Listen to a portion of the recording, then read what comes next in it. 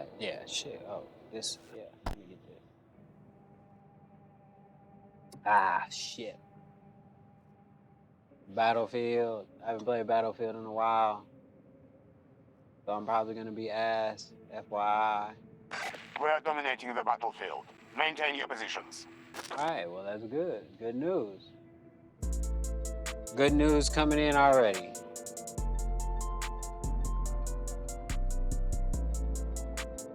All right. Let's see what we can do.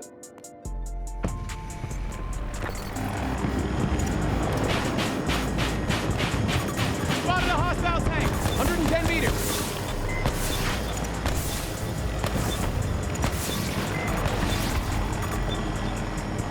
Helicopter pilots. They be going crazy.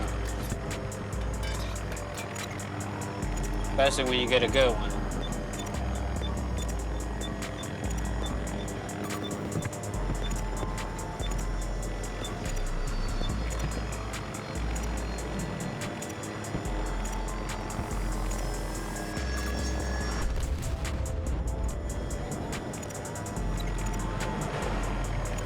Oh, another one.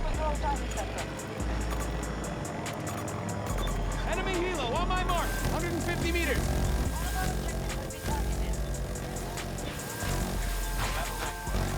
Marking enemy helo.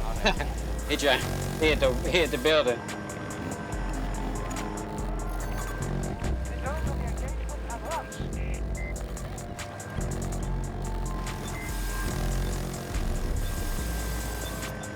Helicopter pilot is good.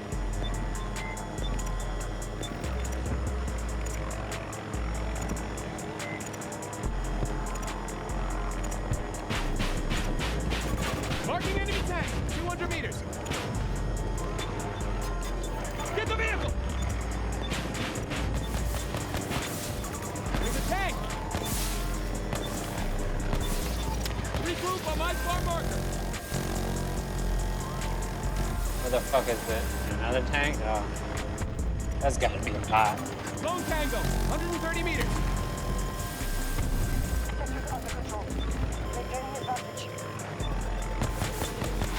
Damn, bro, hiding behind buildings and everything. That's crazy. Command is watching.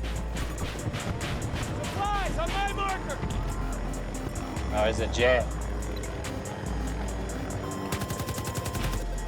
We need to stay out of danger.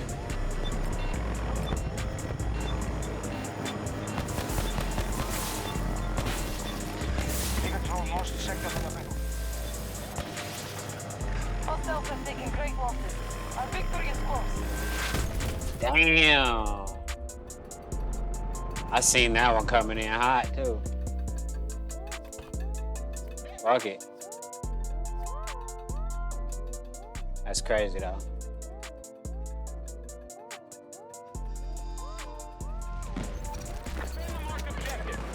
Correction to commander.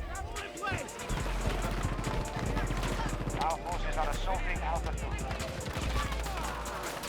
I need armor at the marker. Our enemy has taken traffic sector.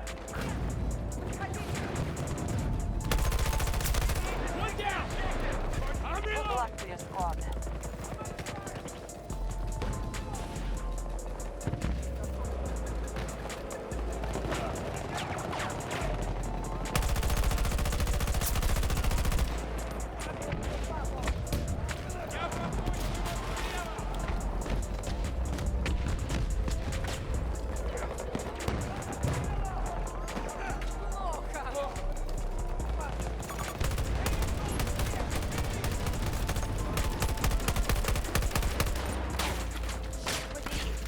Objective captured and secure. Throwing it. Alpha sector is ours.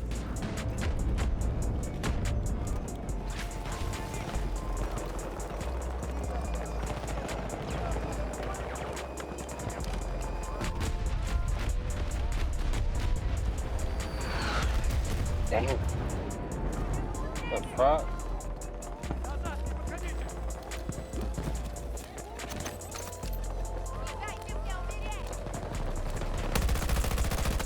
God knew somebody was walking behind me, but I thought maybe I can get it before.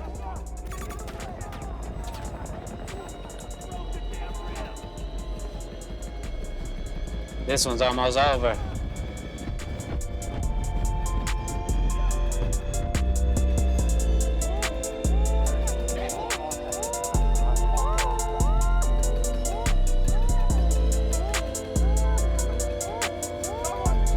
Help me, please.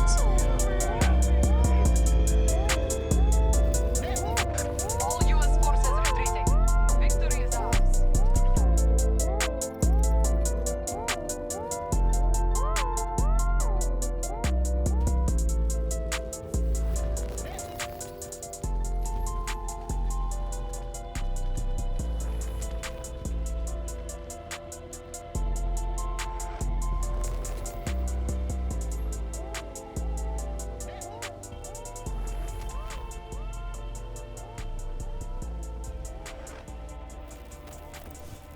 Damn.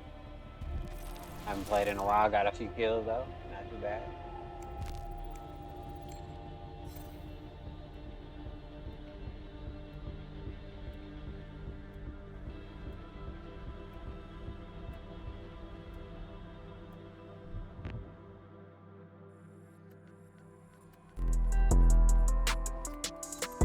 Hey, wait. I gotta line up some videos real quick. Hold up.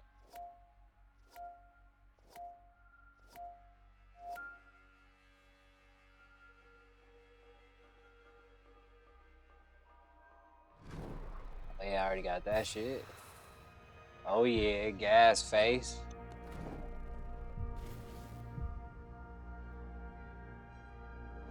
I'll take that. Ready for orders. Sir, yes, sir.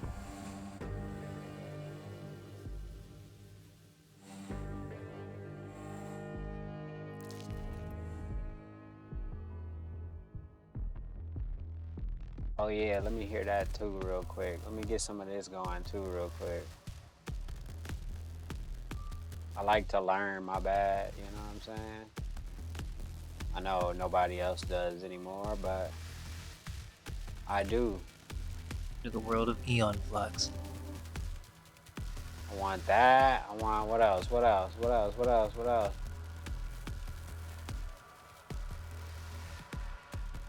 I'm looking for stuff, my bad.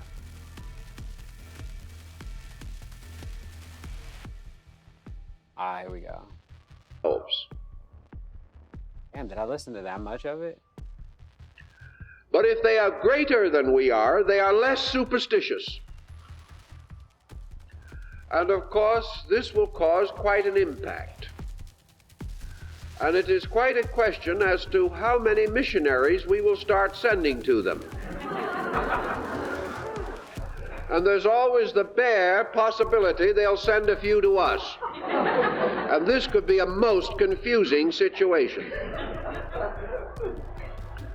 Supposing we'd suddenly discovered that on these other worlds, society had reached a degree of integrity, integration, and unification built upon some spiritual conviction totally unfamiliar to us, but at the same time, a conviction that has produced irrefutable evidence of its superiority.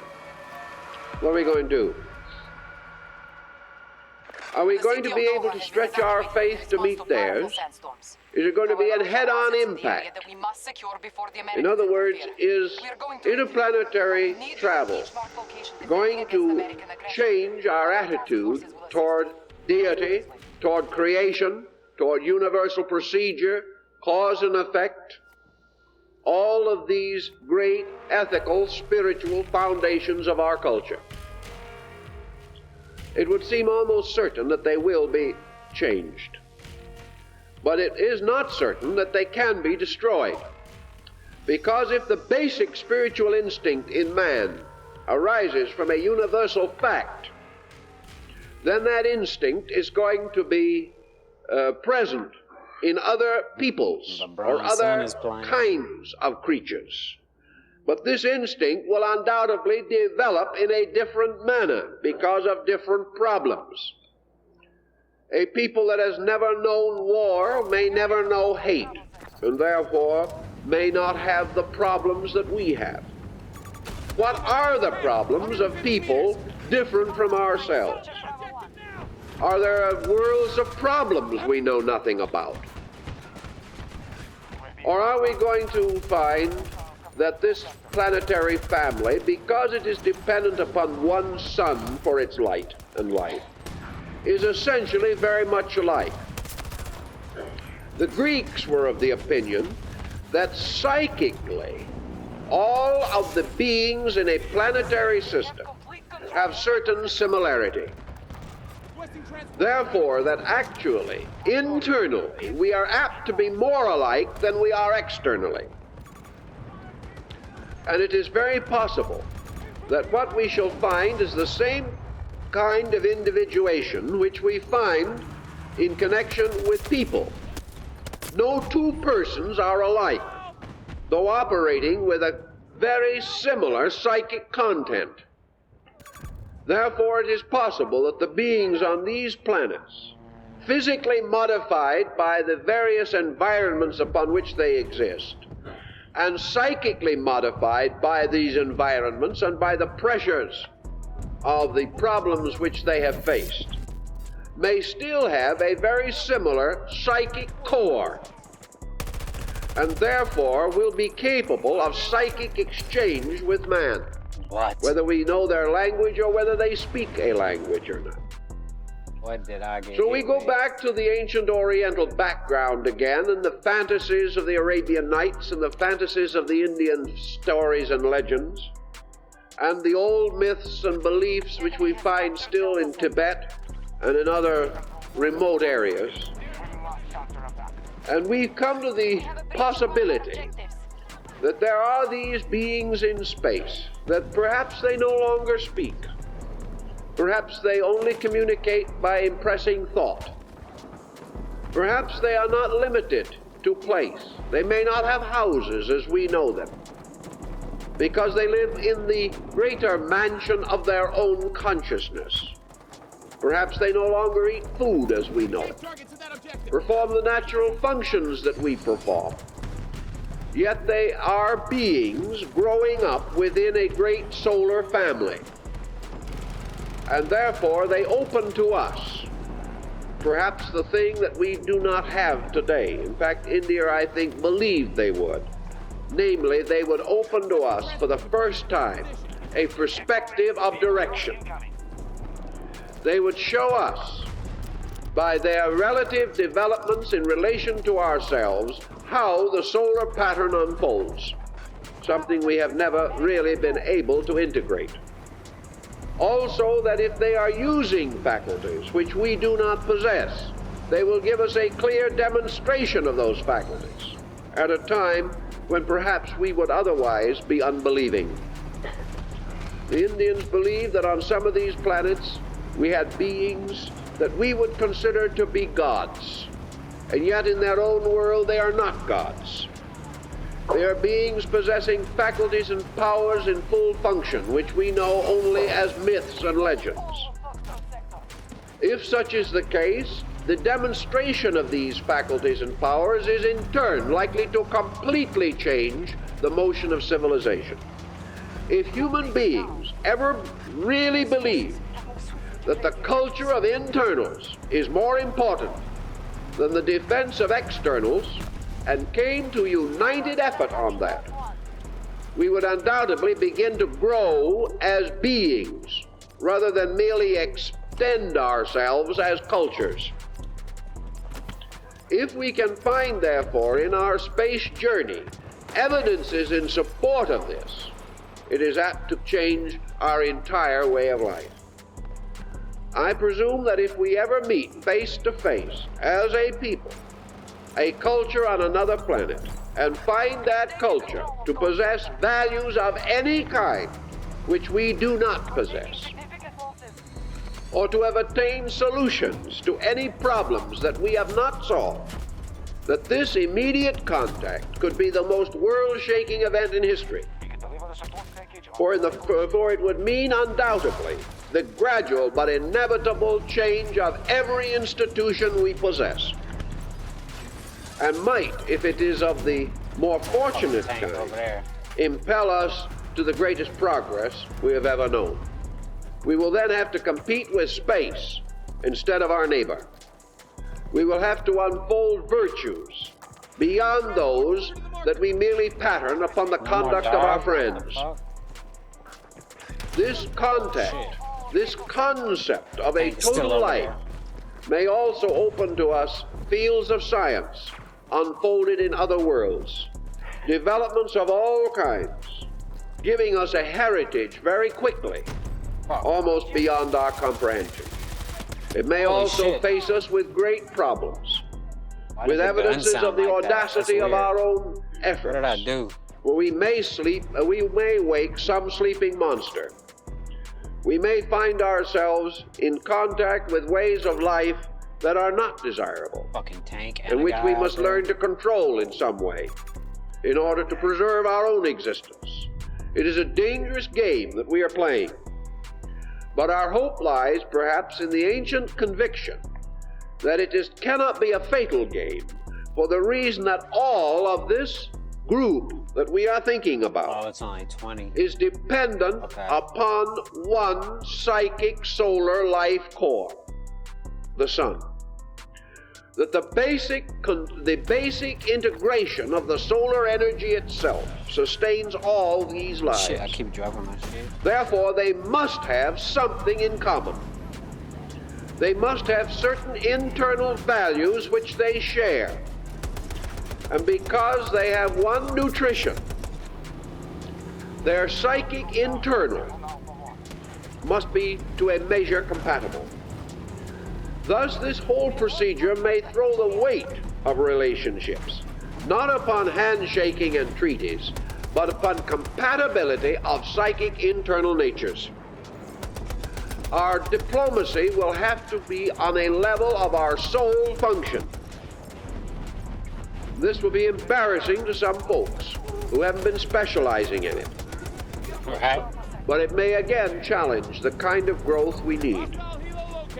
We've all seen what the automobile did at the turn of this century. It made possible great cities. It kept us on the highway, and it has caused more deaths than war. Exactly. This tremendous conveyance has also become a deadly weapon. But it did completely change our way of life, and yet it was a comparatively minor thing. Motion pictures affected us, television affected us, Yeah. the telephone, the radio, all of these things have changed the world in which we live. Yet contact with a rational group of beings on another planet will change us more than all of the changes of the last 2,000 years put together. Because for the first time, Got it your will ass, bring boy. us into competitive or cooperative relationship with a group of lives that did not develop under Had to our hop out culture. on them. Therefore, will give us a space relationship we have never previously known or experienced. It may force us to grow forward, and that is the thing it should do. Because from being citizens of planets, we must become citizens of a solar system. And the fact that it is moving in that way seems to cause it to support the grand concept of evolution. It is gradually coming to the point where planetary life is too provincial for us. We are reaching out to a larger world, a larger experience. And at this critical time, this experience may save us Damn. from the tremendous locking of resources which threatens to destroy us today Gotta put my shit on by auto. tipping us totally into, we'll say, a materialistic economy. If our science, developing its instruments, finds that that's these bad. instruments Right. discover a new way of life, not according to our scientific theory, but according to a universal plan operating in space, we may then be able to use this plan to correct our own science and save our hides. which in a little bit of danger at the moment. So we look with interest upon this. We realize that the ancients contemplated it rather carefully, and that their final opinion was that these planets are inhabited, that some of these beings are greater than and others less than ourselves, and that those that are greater than we are have already been here. Damn. And have come quietly and departed quietly upon the waves of energy and upon the various means which they possess. That they have been in communication with us, and it is through them that the great philosophies and doctrines of the world have, to a measure, been integrated. It is through them that our knowledge of matters beyond our knowing has descended to us as a heritage. That these communications have been through the psychic field of man, that they have gone on since time immemorial, and that therefore essentially the revelations of principles which we have are not incompatible with the principles of a solar philosophical religion. Consequently, our great shocks will be on the outside. But if we try to meet these things with understanding, we will find that this exploration of the solar system will not be more dangerous than might reasonably be expected. But that if we find certain decadent worlds, worlds like our own, perhaps with different equipment, which have, however, become strong in decadence and materialism, then we might be faced with a terrible conflict. A conflict of one power or skill against another. But that this conflict has, as one old sage pointed out, one situation about it that is encouraging. Anyone who will fight us knows no more than we do. The fact he will fight puts him on our level. The individual on the outside. But if we try to meet these things with understanding, we will find that this exploration of the solar system will not be more dangerous than might reasonably be expected. But that if we find certain decadent worlds, worlds like our own, perhaps with different equipment, which have, however, become strong in decadence and materialism, then we might be faced with a terrible conflict. A conflict of one power or skill against another. But that this conflict has, as one old sage pointed out, one situation about it that is encouraging. Anyone who will fight us knows no more than we do. The fact he will fight puts him on our level. The individual who knows more than we do in a great family will not attempt to dominate, but will attempt to teach. It is the level of knowing. The person who wants to dominate is way down on the level. And if we contact those who wish to destroy, we may well be able to hold our own. If, however, we contact that which is superior to ourselves, we will contact it without hazard, because anything that knows more than we do will know too much to kill. So out in space, we may have friends and enemies. Our friends should be wiser than we are, and our enemies as stupid as we are. So on that basis, we have hope of survival. We are coming into this great era of change.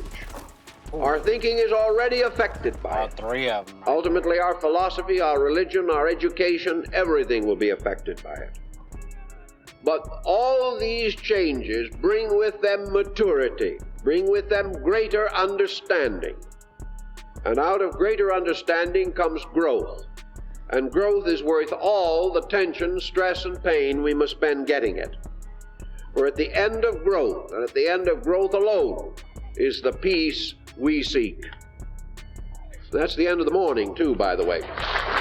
You always be wrapping it up. Mark Curry, happy to have you back on the platform, my man. And G, happy to have you, my man. Man, happy to be here. You know, we welcome everybody to the greatest show on earth, man. This gonna be the greatest show on earth, man. World premiere. Yes, indeed. So before we get into everything, right, let the people know who y'all is. Mark Curry, the great ex-former bad boy recording artist. Now I'm a book author, a carpenter, master carpenter, a builder, a good friend. This, you know, that's, like I said. What, they starting over? What, is this a whole thing or something? Oh, it's like 20 minutes? All right. Well, let's do it then, I guess. Mark Curry, happy to have you back on the platform, my man. And G, happy to have you, my man. Man, happy to be here. You know, we welcome everybody to the greatest show on earth, man. This gonna be the greatest show on earth, man. World premiere. Yes, indeed. So before we get into everything, right, let the people know who y'all is. Mark Curry, the great ex-former bad boy recording artist. Now I'm a book author, a carpenter, master carpenter, a builder, a good friend. This, you know, that's, like I said, I ain't gonna toot my own horn. I'm just, it's him, it's me. You understand? I told he built my house out. I got equity right now. Yes. He's an architect, this one. Yes. G, let the people know who you is. Oh, my name's Greg Taylor. G hooked it up, AKA G Music, AKA Don't Be Short with My Change. Rim Shop Records. Peachtree Motors, Peachtree Custom Wheels. Legendary, Atlanta. History. That's why I put this historical shirt on today. Architects. Yeah. Right. Yes, indeed, man. So I had to bring y'all on the platform, man. You know, we talk behind the scenes and y'all told me a whole lot of stories, man, that was dope, man. So with that being said, man, I want to get right into it. The first thing I want y'all to talk about is Suge Knight best friend, Big Jake. He got killed, and y'all both actually seen him get killed. If y'all don't mind, go into detail about that from beginning to end. What exactly happened from y'all point of view? You want to start him off, or you just want me to tell him what I was doing then? Yo, it was a body. Yeah. Keith, the same as, I always worked the front door. So that's me. I'm the one who worked the front door. I was over the security damn near. So every person that came into the club, I always made sure they had IDs and things like that. And the people who owned the club were some real good friends of mine. So that's what I did at the club this night. So this night, when that incident happened, I was sitting right there looking at it with my own eyes. Terrible. It's a tragedy. Man lost his life for nothing. You know what I mean? Yeah. And it all could have been avoided. Just communication. So take me through that night, man, from beginning to end. What happened, yo? I'm gonna let you, because you know this is the greatest show on earth. Well, it all happened. It was Jermaine Dupri weekend, and they were at the Botanical Garden, and we owned the club, the Platinum House, and we were doing like Biggie parties. We were doing Bad Boy parties over there. Bad Boy wasn't really taking off yet. It was just getting there, and we was just doing nonstop parties there. And for some reason, our club was closed, but Jermaine Dupri, Puffy, Wolf, Mark, Keith Murray, Too Short, Dallas Austin, we're all at our spot, right? And we wasn't even in the music business yet. We had opened the spot up. Wasn't nothing going. We had, because it was the after it was over. We was like, let's go to the Platinum and open it up. Yeah, let's go over there and chill. And we get there. I had been at Jermaine Dupri's party and I seen Jake. I got a business card from him. It said President of Death Row, Jake. Right? I was like, cool. And this dude was bigger than Suge. Suge was big, but Jake was bigger than he was. Right? And he was looking for Puff and they was looking for Jermaine and them there. And I didn't see them at their own party. I'm like, where these guys at? I get over to the Platinum House, they're all in there. So we walk in and it's Jermaine Dupri, his security, Puff with Wolf. And Jake looks in and see these guys, right? I'll never forget that bend over. He looked over, he looked at that door and seeing that they was in there. Came right to the. He went back and got Suge. Suge came back. Boom, boom, boom, boom, boom, boom, boom. He came right in and slapped the shit out of Jermaine Dupri. Wow! Jermaine ran out the goddamn club. You know, my boy Jermaine. Shout out Jermaine. It was no way he could Shout out even Jermaine. compete with that because he slapped his security too. They beat his security ass. The nigga slapped his supposed to be security. protecting them. And oh man, it was a nightmare. And Jermaine ran out, his security ran out. Jake and It's his shit. birthday. And on his birthday, he got slapped like that. On his birthday. He hit that got dude, no, like, he didn't even speak to him. What's up? Bah! Jermaine ran. So then we like, oh, snap. Right? And Puff was standing right there and he snatched Puff off his fucking feet. It's the first time I ever seen a man dangling in the air off their feet with one hand. Suge had him with one hand and was shaking them. Like, what's up, little bitch? You've been flying all around the country since you had me go in there and do that thing for you. What's up with Mary J. Blige Publishing? What's up with Jodeci Publishing? Right. Puff go, yo, Suge, I ain't gonna be your bitch. Grabbed his arm with his right hand and shook him again. Then Wolf reached over and grabbed him. Wolf was so gangster. He said, boom, Suge. Ain't going down like this no more. And Enough was enough. he brought Puff out the air and set him back on his feet. He brought Puff out And there. him and Puff went at it with Suge. They both went at it with him, right? Then Jake reached over and grabbed the two niggas that was sitting at the bar that ain't had nothing to do with it. He grabbed this Jamaican dude, The smallest one. the littlest dude. He grabbed this dude like, ugh. And dude go like this and go, me not no fan of yours. I don't watch television. Jake was like, ooh, we was all like, ooh, he grabbed the live wire. Like this dude said, you don't watch TV. So he set him back down. We like, whoa. Yeah. And we wasn't in the Set music him business yet, so it's like, we trying to get in that shit, right? And this is Puff and Suge right here fighting in our club. People we want to meet. The people we trying to get down with, we like, oh, they out here fighting. We have, so Just our luck. So our partner who owns the spot, V, he comes up like, V, what you want to do? You want to squash this? Don't you want to squash this, V? He go, no. I'm like, what? He said, I got a room for this. We like, nah. Let them niggas fight it out. So we went up, we had a room upstairs, and then we just shoot dice in there. We go up there, and it was Suge, Puff, Wolf, and Jake with V walked into the room. We stood out, let them go in, and held the door down while everybody was watching. And all you can hear was boom, boom, boom, boom, boom, boom. They was in there fighting like a motherfucker. And all of a sudden, V opened the door, and there goes Suge and Puff standing there like this, hugged up. We like, oh, these niggas Work fight. that out. They worked that stuff. They was like, quick. And we all came down. We came out the club. It was like the beef is squashed. We came down the dance floor, and we were walking out the Platinum, and it had a little atrium. And I'll never forget, because I could see it, the tour bus across the street. We standing there, Suge's in front of, with Puff, they walking to the limo, hugged up. Jake and Wolf is walking behind them. All of a sudden, somebody started shooting across the street, and I knew Mark was at the front of the gates. Yeah, I'm at the front. I know he was That up was there fun. strapped. And I'm like, who the fuck is out there shooting across the street? And I can see the dude just busting, bop, bop, bop, bop, bop. And the security ran. Cop. The cop, the Atlanta PD ran that we paid He booked to protect us from unwanted attacks and shit.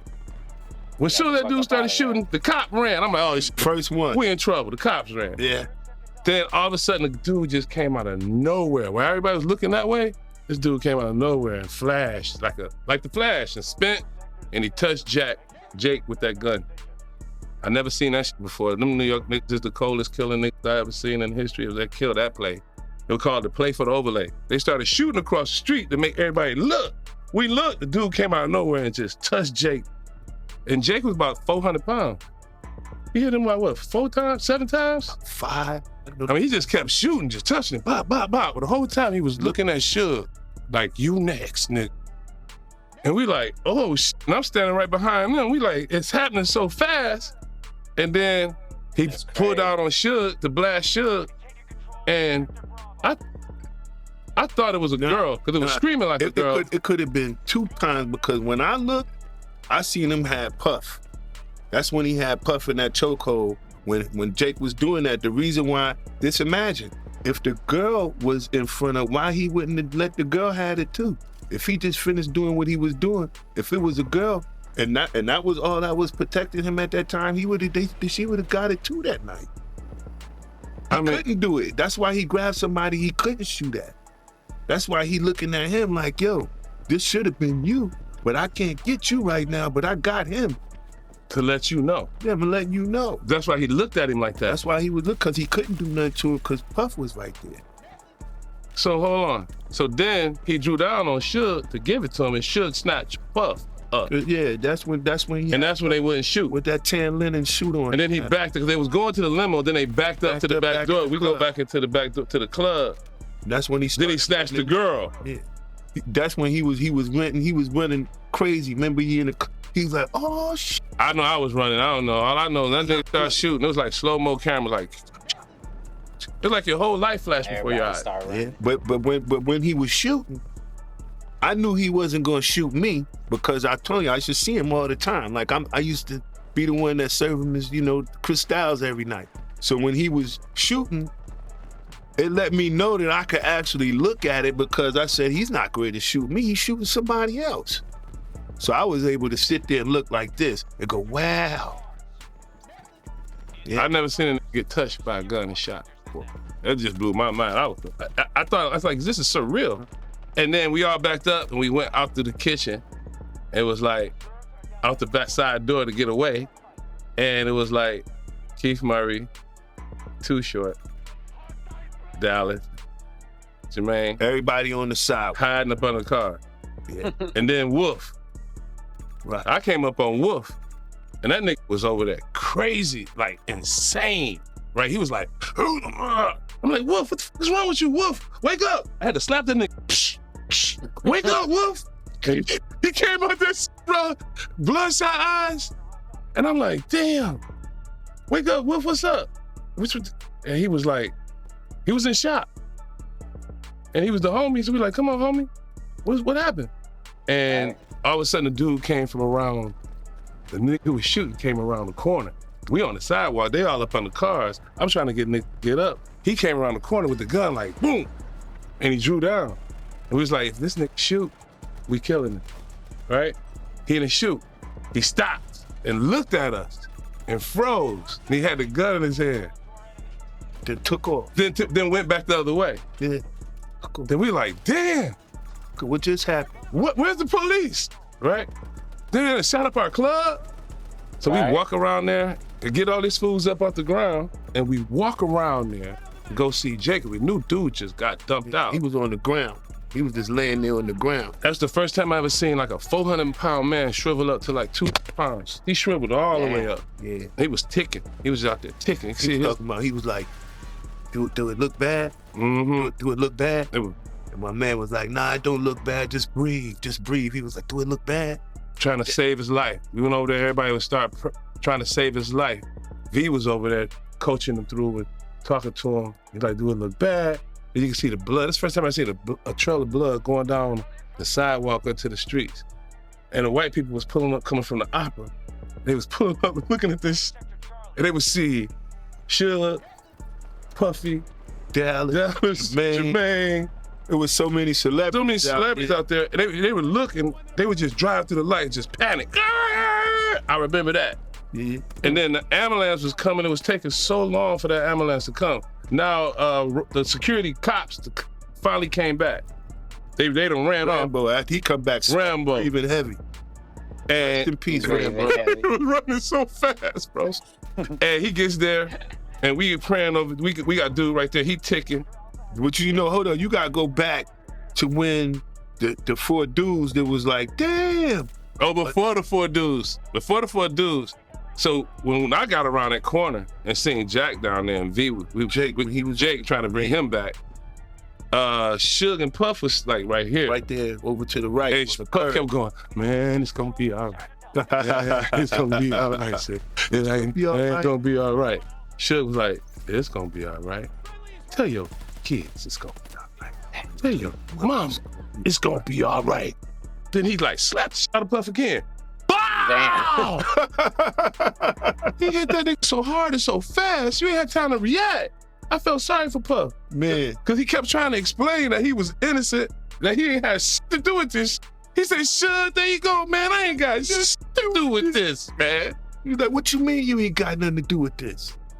He was like, it's gonna be all right, though, Suge. It's gonna be all right. It's gonna be all right. Then I was like, you know what? This nigga dying. The ambulance is taking forever. I said, in Detroit, we gotta play. Let's throw this nigga in the car and take him to the hospital. It's right down the street. So load him up and take him. So we go to load up Jake, and the police drew down on us.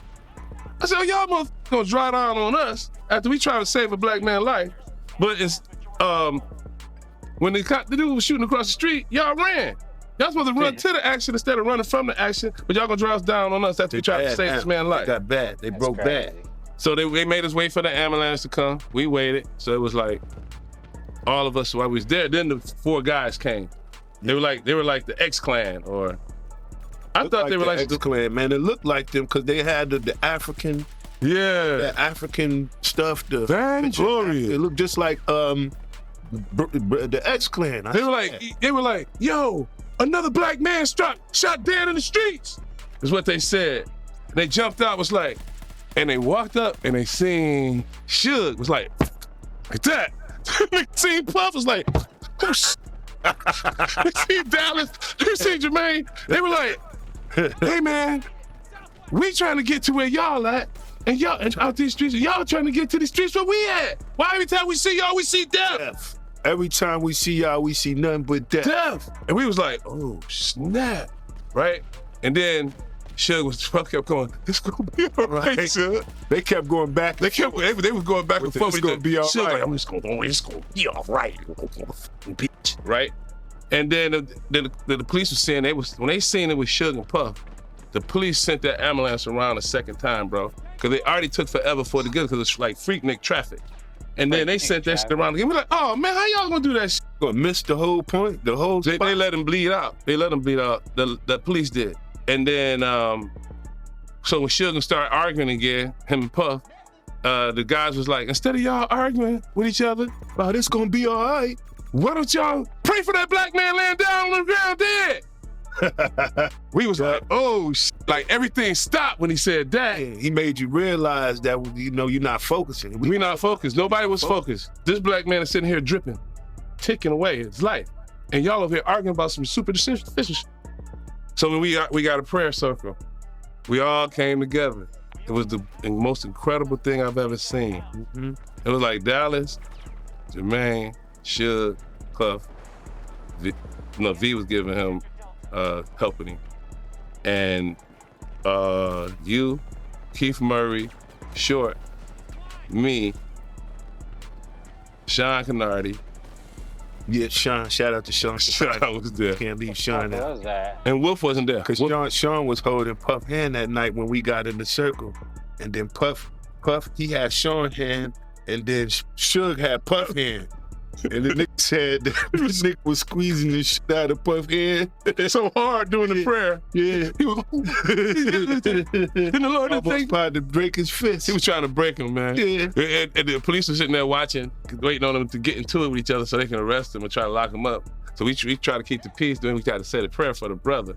We say the prayer for dude, then the ambulance finally showed up. Took him off.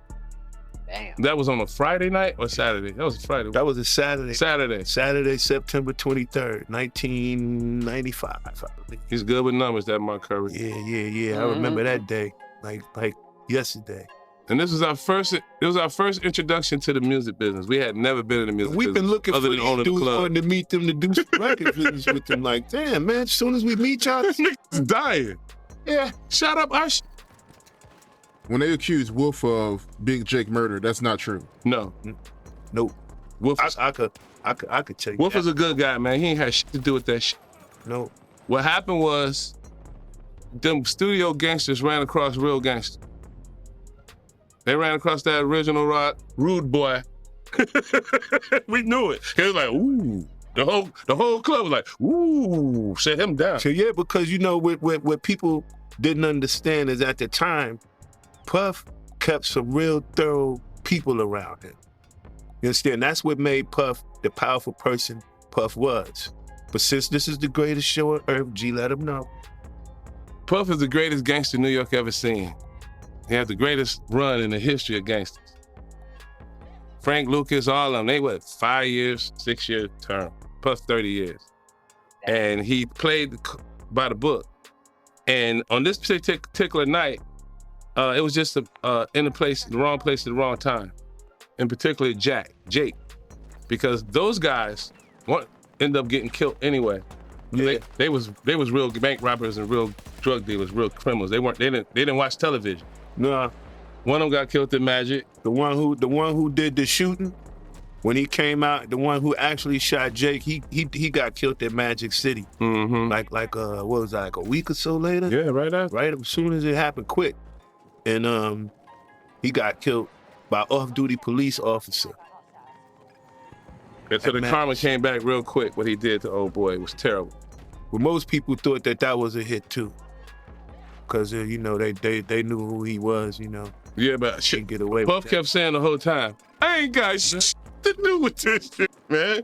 And he really didn't. He was trying to explain it. He really didn't. He just got thrown in the middle of that work.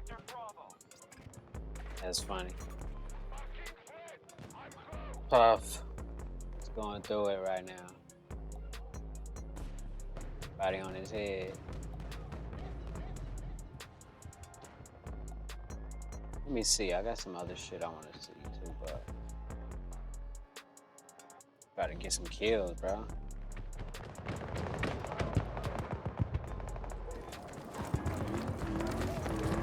Fuck, there's a truck right next to me. Look out! Near my position! Oh, what the hell is that?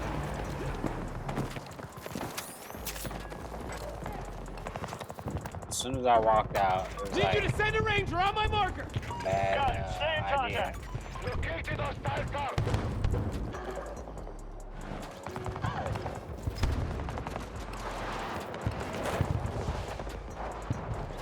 My dog is here. Let's go.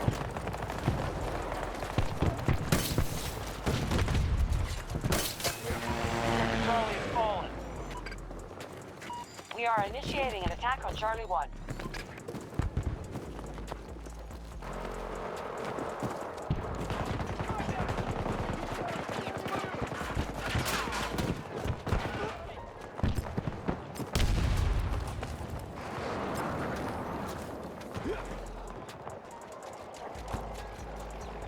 Nobody's here to kill.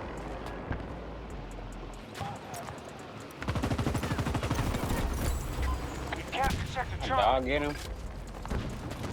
Yeah.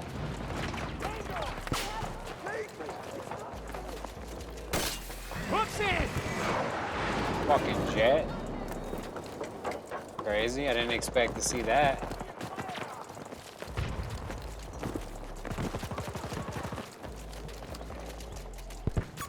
Enemy soldier marked. 200 meters. Damn, bro. The enemy has been effective. They now control more Fucking sectors mad, now. bro. Tango marked. Bravo 2 is one of our active targets.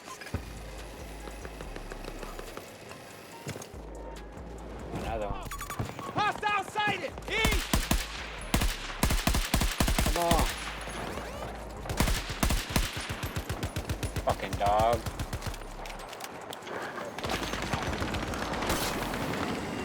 What the fuck? Is there more of them? Objective captured and secured. New supply drop ready. Bravo.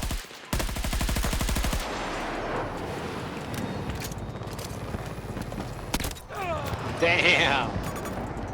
I was trying to detach, and then I think I reattached. I don't know. Fucking haven't done that in a while.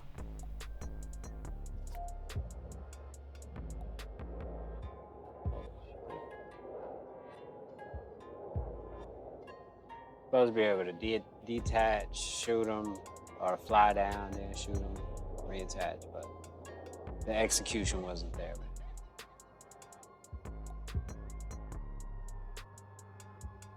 I was just say, can we get indoors?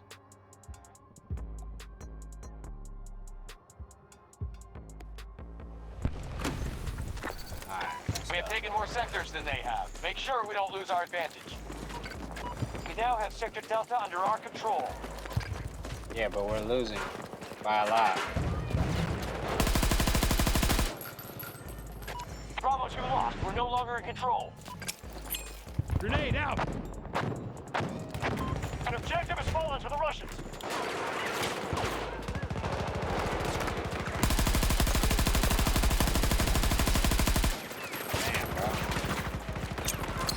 Grenade for him!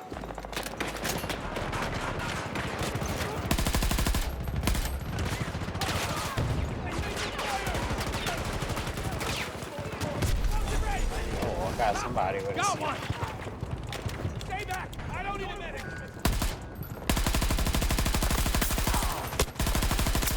Got the both. Holy shit, bro. They had to pull up and get me.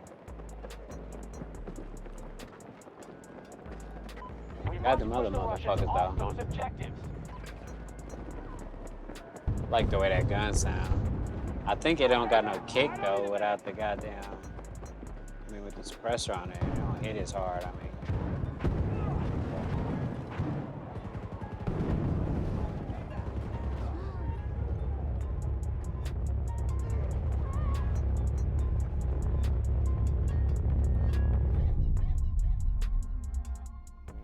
That's the only one? Yeah. Oh, I mean, Bushwick Bill? PUBG has polar bears in it now? 110 meters away. I need your assistance.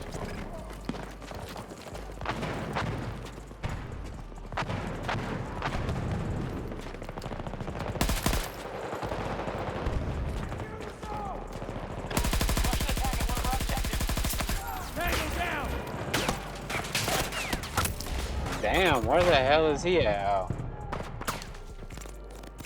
Couldn't see him.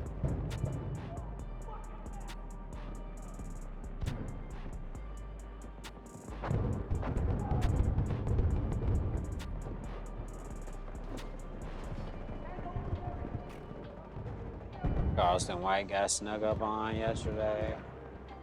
Everybody talking about that. Damn, look at this dude. Creeping.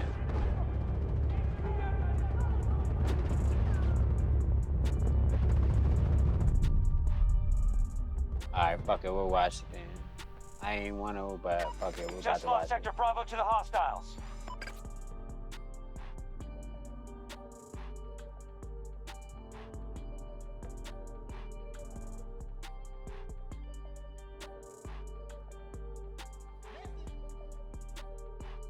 Alright, here we go.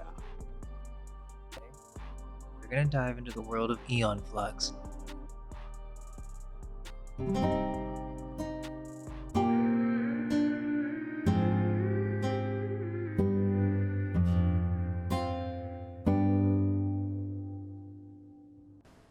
Hey everybody.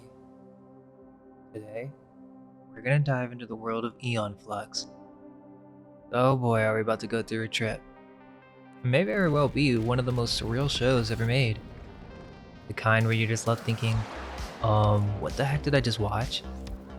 We're talking about a world of NPC clones that are in a never-ending loop, secret societies, a world where everything is constantly under surveillance, hidden occult technologies, memory wiping, and even a cabbage utopia.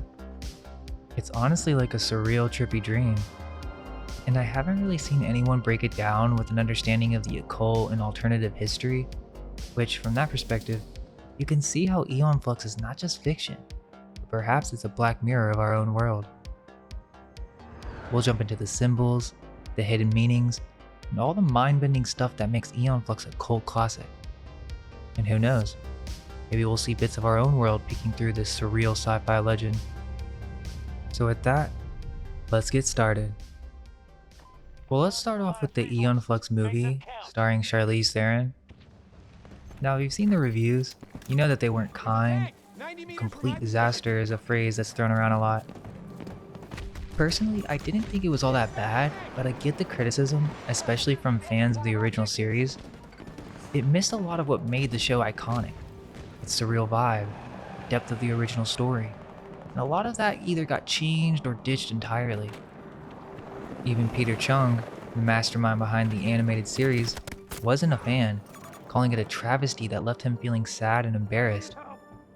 So yeah, it doesn't hold a candle to the series, but if you're coming in fresh with no expectations, it's a different story. If you're new to Aeon Flux, starting with the movie might actually be a good idea. The original series, with all its complexity and surrealism, can be a bit much to dive into head first. It's not always easy to follow or grasp what's happening, and so that's where the movie has its own niche. It's a more straightforward entry point to this universe, and despite its flaws, the movie still has its moments, especially when it comes to symbolism and hints of a potential future reality. It's intriguing to see how the filmmakers reinterpreted the source material. Sometimes, what they added or didn't can be pretty revealing about how they saw the original story. So what is it about? Well, the movie starts off by explaining that in 2011, a catastrophic disease kills 99% of the world's population. Scientist, Trevor Goodchild, develops a cure, and that there were only 5 million survivors who now live in Brenya, the last city on Earth. This Goodchild dynasty has ruled for the last 400 years, so this world takes place in the future in the year 2415. There's also a bunch of one-eye symbolism. I mean, even the poster shows the eye within a pyramid, but this is repeated throughout the Aeon Flux universe consistently. The most iconic shot being Aeon Flux catching a fly with their eyelashes. This fly is deeply symbolic as it is the layout for the city of Brenya, signifying that Aeon is attempting to capture this fly, the fly on the wall that listens to everything. This last city on Earth, Brenya, is contained within walls that are designed to protect the citizens and to keep nature out. Interestingly, we immediately find out that in this city, people are constantly disappearing, that the government denies these crimes. As I was saying, the city is the layout of a fly's head, and in the shot we can see that there is a dome over the city, which I found to be an interesting reference. The narration is really on the nose. Like right when it says trade freedom, showing the city under a dome, it continues, "For a gilded cage, but there are rebels who refuse to make that trade." And then we see this eye symbolism again, which is no accident. It is a reference to secret societies, as we will see. There are rebels, or you could say brothers, that fight in the name of the disappearances, or a secret group that fights back the government. These are the Monnikins. In the movie, the Monnikins are a secret rebel group within the state of Brenya. Give me 1 second, I'll be right back. All forces withdraw. We can't win this one.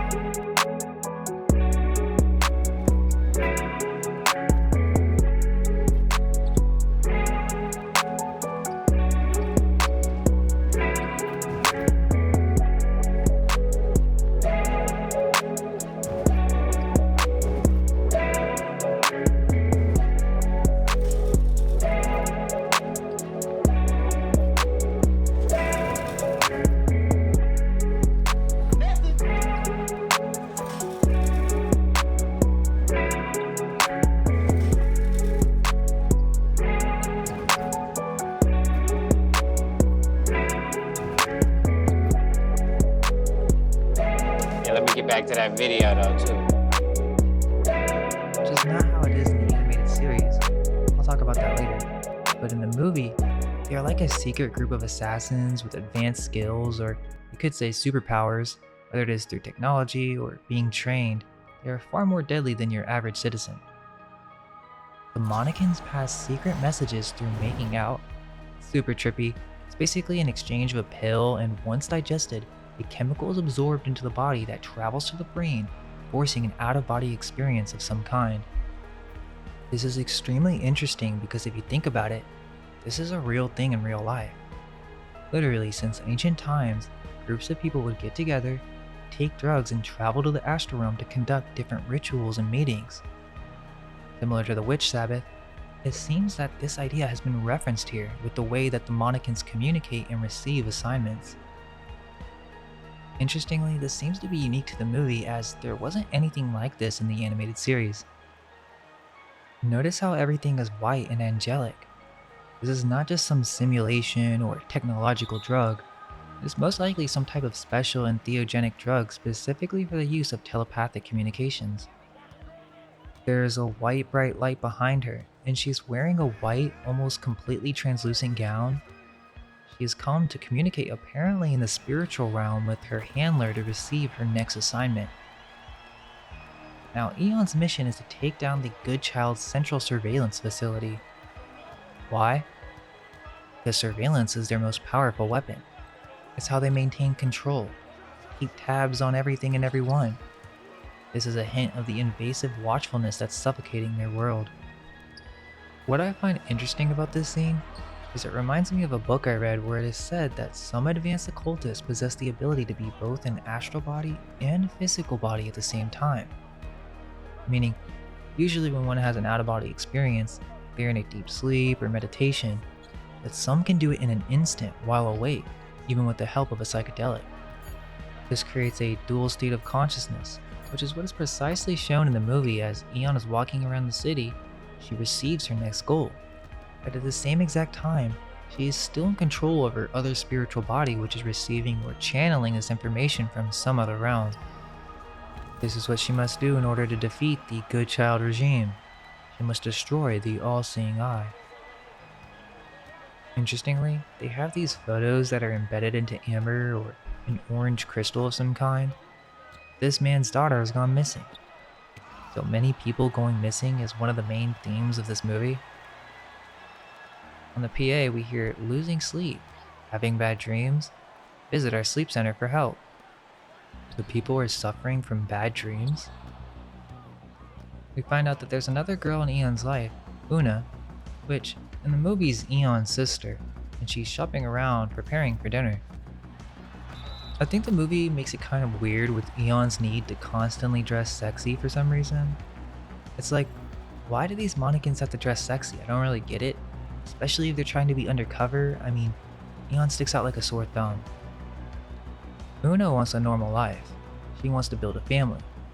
But Eon can't just ignore the problems of the society. They both know that something isn't right. Eon wants to do something about it, but Una rather ignore it all and make the best out of the situation. Eon can't make it to dinner because she has an assignment. The scene shifts to a dynamic break-in. She eliminates all the guards and infiltrates the facility. Inside, she doesn't find traditional screens. Instead, there are like puddles capturing memories or moments, indicating everything is being recorded and can be reviewed. This is confirmed when Eon sees her own recent conversation with Una, replayed through this advanced technology. It's a bit sci-fi. The recordings seem computer-generated and projected, as indicated when she damages the system and hears distortions in the alarm's voice. This suggests the existence of a sophisticated surveillance tech capable of capturing and replaying events without standard cameras. But at the same time, this very well could be an occult technology. This will be explored further in the animated series. The world of Aeon Flux is a mix between sci-fi and occult. This projection is coming from some type of ethereal cloud in the room. It could be something far more advanced. Next, we see Una preparing dinner, featuring dragon fruits among other items. Suddenly, there's a knock at the door. In an unexpected and tragic turn, Una is shot. Upon returning, Eon discovers a covered body on a stretcher.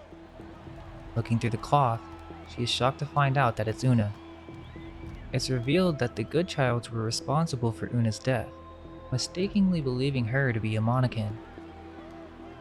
The film doesn't really dive deep into Eon's background, but it is established that she and Una were sisters who grew up together. In the next scene, Eon wakes up in her room, dressed in clothes that are noticeably scant, which seems unnecessary given their minimal coverage. Upon pouring water, it mysteriously turns black. Notably, Eon has an ear implant that beeps, indicating communication through some advanced biotechnology. She's informed that she needs to meet her handler. Interestingly, Eon doesn't consume any drugs this time. It's unclear if the transformation of the water or even black goo is related to this. Regardless, she appears to travel mentally, perhaps telepathically, to receive her next mission from her superior. Now the focus shifts to Eon's next mission, the direct confrontation with Goodchild. This assignment becomes personal as they are responsible for the death of Una, her sister. Eon is fueled by a desire for justice for Una, but her handler, the red-haired lady, reminds her that their cause is bigger than personal vendettas, hinting at a more complex underlying strategy at play. And then it gets pretty surreal. The handler produces a rose from her mouth, its petals releasing spores. Eon absorbs these through her skin, suggesting another form of advanced biotechnology. This also raises questions about the nature of their interaction. If it's all part of a dreamlike state, how does this physical transfer of items, like the rose spores, actually function? So this scene blurs the line between dream and reality, with Eon seemingly bringing back a tangible element from what seems to be an alternate dimension. Eon says, "What is this stuff?" The handler says, "We've implanted a root for you," so she gets some type of bio tattoo which will lead her to Goodchild. Then we meet Sathandra, which is that chick with the hands on her feet. Kind of weird, and really one of the most memorable parts of the movie from when I first watched it when I was younger. Well, these are modifications. So they have futuristic grafting in which they can combine different body parts, kind of like Dr. Moreau.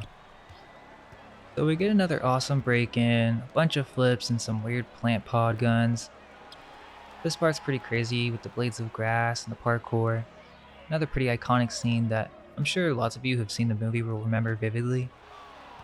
Eon finally reaches the council, and we're shown this 3D rendering of what seems to be a factory. It's super clean, not at all like what we're used to seeing in the show. It's more of this perfect utopia vibe. Now, the council's in a debate about the Monacans. One guy's pushing for leniency, but another's just shutting it down, saying that he wants there to be no hope for the Monacans. And then there's Trevor Goodchild, cool as ever, saying that they can't take anything personally. Maybe it's more like they can't show any emotion. The Goodchilds are walking off and talking about some work, so Trevor seems to be working on something as he asks about some test results. They were all negative. Looks like he needs a new test group. Is this tied to the people who've been going missing? He's pretty intense about it, saying, "You see what's happening to people. You know how desperate this has become." But his brother, he's on a different page. He thinks that all this can be contained, controlled. This whole setup was supposed to be just a temporary thing, right? Trevor's brother, he's seeing it as a utopia, questioning, why does it have to be temporary? Trevor Goodchild, though, he's firm, saying, because it's wrong. Eon gets a headset from the guard and heads to a theater room. Trevor is here talking to himself, and he's speaking about those who would destroy what they've built, referring to the Monacans as dividers. He emphasizes their identity as the last survivors of a once widespread civilization, urging remembrance of past struggles and survival. In a face-to-face encounter with Trevor, Eon hesitates to shoot. Trevor, recognizing her, calls her Catherine, and we see a flashback of them kissing, suggesting a deeper, previously unexplored connection. Confused, Eon then is suddenly knocked out. When she awakens, she finds herself in a cell, with Trevor coming to talk to her. It's clear Trevor knows her, but Eon seems to only recall the name Catherine, indicating she might have been conditioned with a singular goal: assassinate Trevor, leading to her capture. After their encounter, Trevor, puzzled but visibly pleased to see her, exits the cell. Eon notices a cement block sliding around to reveal water. Utilizing what seems to be black contact lens technology, she checks the water for drugs and finds them present. She extracts a water sample with a dropper hidden in her shoe and whistles, calling for these small balls that she previously dropped. These balls then explode, creating an escape route. In the ensuing chaos, Eon beats up some more guards. She then receives a call from Sithandra, leading to confusion over their intel on Goodchild. Eon begins to suspect that their information might be incorrect. Meanwhile, Cancel's in turmoil, criticizing the need for stricter security and accusing Trevor of having a secret agenda. Oren says he will talk to Trevor and is seen in a covert discussion with a woman. Oren is mad and the lady is saying Eon has never failed. Oren wanted this done cleanly. Wanted what done cleanly? Does he have something to do with this? This conversation reveals more about the complex plot. Oren is a part of a scheme controlling the Monnikins indirectly. It's hard to catch at this point because the movie's so surreal, but this is who's controlling the red-headed handler. Oren tells this chick when his brother will be vulnerable next, and this message is passed down a chain of people until it meets another Monnikin that passes the message to the Red Lady.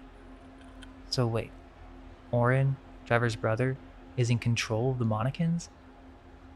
The plot thickens as it is revealed that the Monnikins are unaware that they're being manipulated, used as pawns in a larger game. So this is done in secret to manipulate another secret order of assassins to do their bidding. In this case, kill Trevor Goodchild. But Oren's reviewing surveillance and sees Eon's face and starts to recognize her. The scene then shifts to a greenhouse where Claudius, Una's partner, is tending to plants. Eon visits him there, and Claudius expresses his belief that Una's death was not Trevor's fault, and suggests that Trevor is actually trying to resolve a larger issue. He shares with Eon that something's amiss with everyone, all plagued by bad dreams, which are like memories of events that they never experienced. Claudius further reveals that his work is just a fraction of Trevor's larger project. They're examining the growth outside the wall, hinting at a significant experiment linked to the aftermath of curing the industrial disease. He implies that this cure led to another unforeseen problem, sickness now affecting everyone. Trevor's trying to cure everybody, which the movie tries to portray Trevor Goodchild as this good guy, which is drastically different from the animated series. Eon gives the drug from the water that she got from her prison cell to Claudius, and he tells her that this is a secret message. You need to take it. It's not poison. So she goes home and takes the drug, and she receives some type of mental telepathic message, different from last time because there's this harsh tone going on. So it could be biotech, but it's causing her pain. Trevor's message states that it's not safe to talk in the open, and emphasizes nothing is as it seems. He says, "Why do you hesitate? You know where to find me," as she starts to get back some blurry memories. The message prompts Eon to recall some of these blurry memories. She runs directly to Trevor and they meet again. Trevor reveals his unawareness of Una's death and expresses that everything changed when he saw Eon. But Eon still doesn't understand. Why does she know Trevor Goodchild? She gets up on his face demanding for her sister back, as if they were going to kiss, and then she starts having another blurry memory. We get some tension here and it gets pretty steamy, but once she wakes up she's like, wait, what's going on? He's like, And what? starts trying to kill Trevor again in the bed. So she chokes Trevor out, and it appears that she kills him or he passes out. She sees a ring on the floor and reaches for it, uncovering a secret passage with stairs going down. Eon enters a hidden library full of old books, some appearing to be from the 19th century, considering the current year is 2415. These books are relics from a past era. he finds a circular passage marked with a downward pointing pentagram, which opens to a tunnel, but she doesn't go in. Distracted by the sound of a whirring device, she notices another circular passage with a rose petal or an upward pointing pentagram. Eon picks up this device with hanging straps, which activates and attaches to her body. This device reveals the true nature of the room, hinting that it could be a hologram. She then enters a new room, a laboratory, because it wasn't just a hologram. It was a hologram, and even though she'd be walking the library, she wouldn't be in the same exact 3D space, and wouldn't be able to interact in the same way, as the lab has an entirely different layout. So this must be some tech that can transport her body into another physical location. This doesn't seem to be just spiritual, as it's a lab for experiments. This is what the plants on the outside were being studied for. In the lab, Eon finds a recording device. It plays a message from Trevor, indicating something crucial is missing. He mentions variables that affected the test groups and expresses concern about people questioning recent events and the need for a relical visit about 7B. While exploring, Eon stumbles upon a photograph. Upon inspection, she realizes it's a picture of herself. Pressing a button on her strapped device, she returns to the library, confirming it's not just a hologram. Suddenly, she's confronted by a council member who attempts to shoot her. After a brief fight, Eon can't subdue her assailant and leaps into the pentagram-marked tunnel, escaping through typical underground passages. Meanwhile, it's revealed that Trevor's still alive, merely unconscious from being choked out by Eon. The next scene's pretty bizarre. The council members, except for Trevor, are watching a recording of him and Eon during an intimate moment. Warren seizes this opportunity to sway the council against Trevor, painting him as a traitor for being involved with the Monacan. It's revealed that if Trevor is ousted, Warren stands to gain his position. Meanwhile, Eon stands atop the wall, contemplating the unfolding events. The ongoing recording mentions 7B, a group of individuals, and, as their names are listed, a device on a rail is shown scanning the plants outside the wall. One of the names listed is Una Flux. Eon listens to the recording again, catching a reference to scheduling a relical visit. As she's processing this, she looks up to see a strange, futuristic blimp in the sky. Oh shit, look who it is. It has an orange translucent What's up? glow, with fabric strands resembling tentacles hanging from its underside, giving it an almost alien jellyfish appearance. The recording suggests that Trevor is requesting additional samples from Relical Strands 5.88. This seems to indicate a request for DNA samples of the individuals listed, including Una. Sathandra confronts Eon, confused about why she hasn't killed Goodchild yet. Eon, however, is no longer just following orders. She's going down the rabbit hole and realizing that this world isn't what she thought it was. Something insane's going on, and she's gonna get to the bottom of it. This complexity is something Sathandra, despite being a trained assassin, can't fully grasp. She's inclined to eliminate Eon for deviating from her mission, but Eon, sensing a shared uncertainty in Sathandra, confronts her, asking, "You feel it too, don't you?" Before Sathandra can react, Eon roundhouse kicks her in the face, and after a tense struggle, Eon manages to subdue and tie up Sathandra, making a pretty sus comment. Eon then focuses on the mysterious flying blimp in the sky, intent on discovering its secrets. Damn. He climbs to the top of a light tower to get closer, I haven't but finds the used blimp's them for the exterior other too stuff. hard to grapple onto. I was gonna She mix then the leaps onto the grids with the rest of the stuff in the background. I just haven't thought about it. I was talking to my dad about it a little bit today, but I still haven't. I'm gonna probably fuck around with it later tonight or something. But yeah, I'm still trying to figure out how I want to use it, but it's similar to what's going on right now in the background. Holy shit, my dude ain't got no fucking energy. But yeah, it's similar to the shit in the background. And this shit's a 2 hours about Eon Hanging Flux. tentacles and begins her It's a ascent, good movie though. determined to find out what lies within. Eon makes her way through a hole into an orange terraced room adorned with hanging strings. A female computerized voice echoes through the space, Oh, let me show reciting you though. various Let me number show you. codes and announcing, "Noted, return." Oh shit. I'm about to say he about to make it, but nah, like it's fucking I was telling my dad, ooh.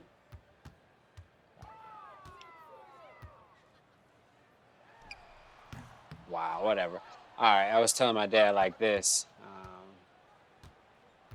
Oh, no, do they even have it on here? No, that's not what I was trying to do. Oh, that's not it.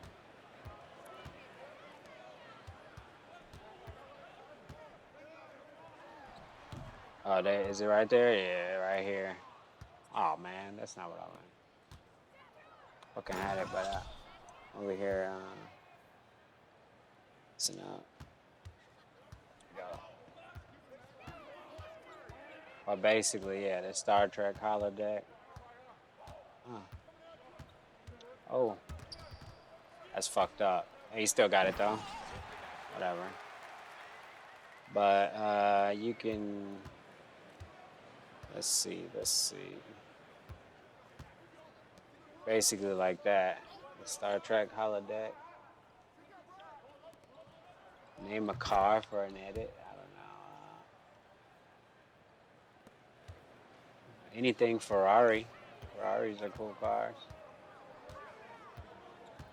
Oh, my dude's tired. But yeah, the holodeck in Star Trek. That's where I got the idea from. So I'm still. I might even make one without it transparent too, just so I can like transition them in and out and make shit disappear. But yeah, or at least some parts of it disappear.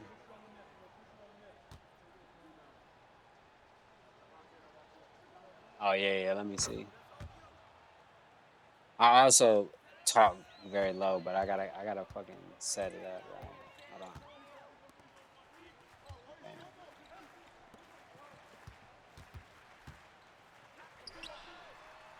Oh, all right. Let me see. Oh yeah, here we go. I'm about to. There you go. I raised it up a little bit. Alright. Like I said though, it's just certain games and certain shit I'll be louder and you know what I mean? Especially like in Battlefield, I'll be louder, but a lot of times I'll just be sitting on here chilling, so I'll be having it low.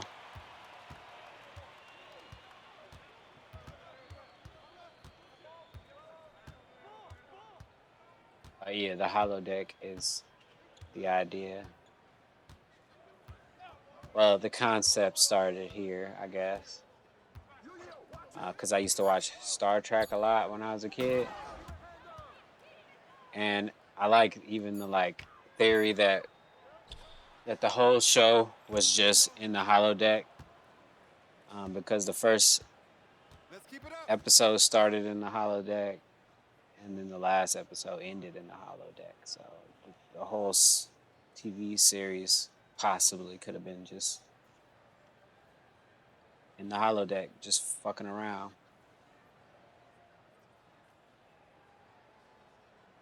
Oh yeah, I still gotta do some thinking when it comes to like what exactly I was gonna use it for, but I wanted it to be something. I don't know. Something cool in the background for like maybe specific videos and topics. Damn. But yeah, there's more to it as well, but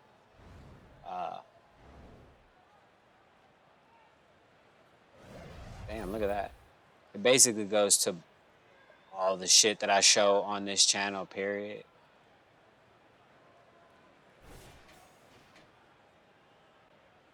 But yeah.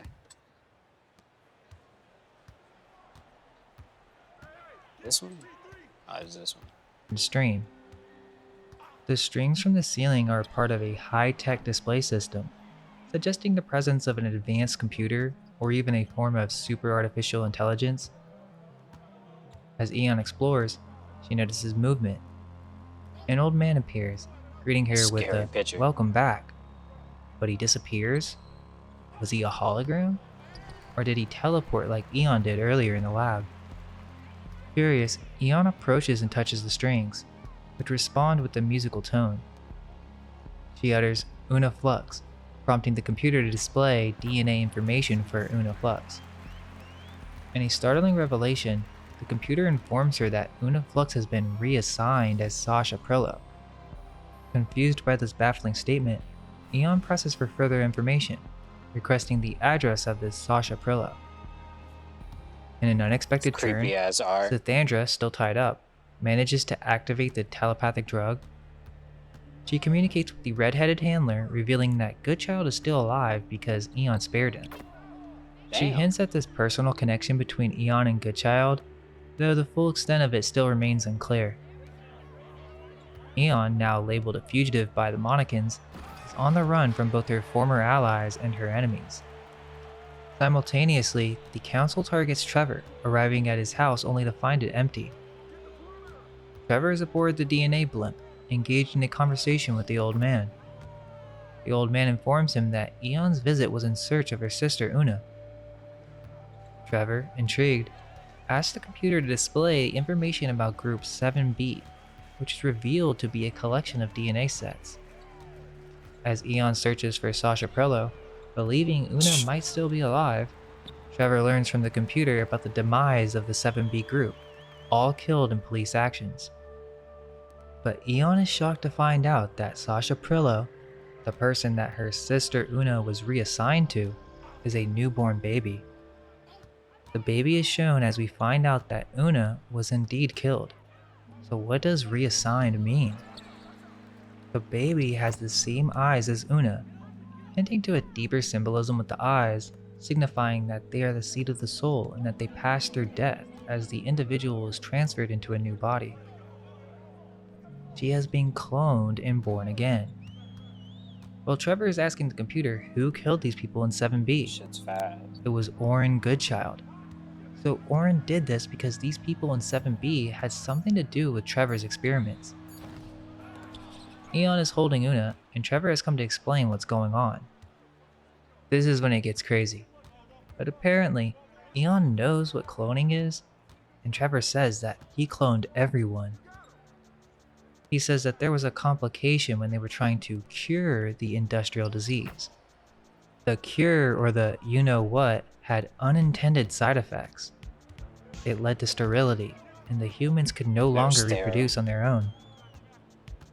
There was only one generation left to live, and we get flashbacks to when this was all happening, and it appears to be from our age, which also ties us to a possible reality. Trevor was a doctor, and we get a flashback where he's saying that it's our responsibility to save mankind. Then we get this whole backstory on how his solution to fix humankind from dying out was because of cloning.